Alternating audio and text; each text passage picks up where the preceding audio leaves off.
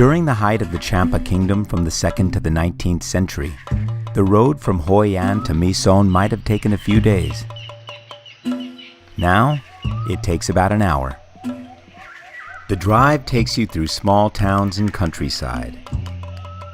And before you know it, you're entering the sanctuary.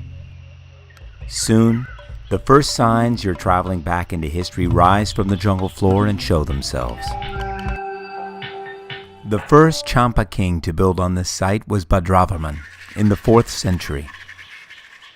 It served as a religious sanctuary and burial site for kings for 1,000 years, and is considered to be one of the best examples of ancient Hindu architecture in all of Southeast Asia.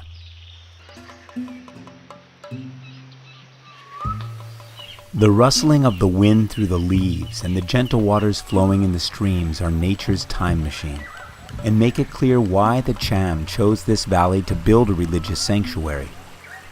You can't help but feel connected to the earth in this place. It's timeless. The material used to build these structures was primarily red brick, and they spring from the earth through gashes in the surrounding jungle.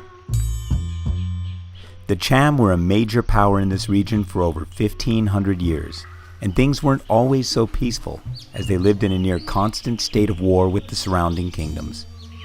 It is tempting to believe that the Cham people here were a peace-loving people because of the temples they left behind, but in fact they were basically pirates that made their living by raiding passing ships and were in a constant state of war with the Vietnamese and the Khmer down to the south, and in fact were defeated and completely absorbed by the Vietnamese people here in this area. Sometimes looks can be deceiving.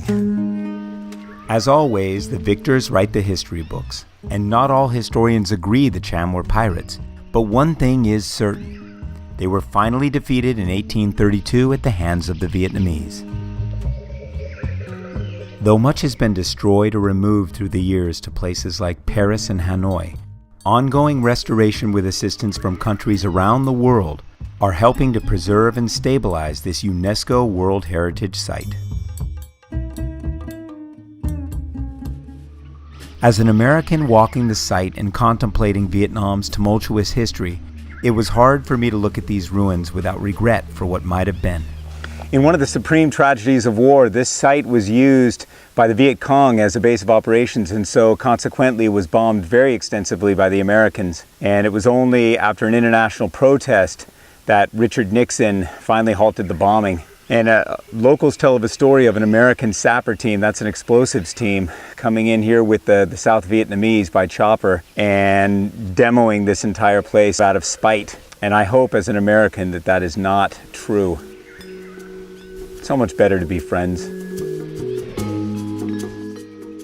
At My Son's foundation, King Badravarman ordered a stele to be raised with an inscription beseeching those who followed him. It reads, "Out of compassion for me, do not destroy what I have given." Now we just have to listen.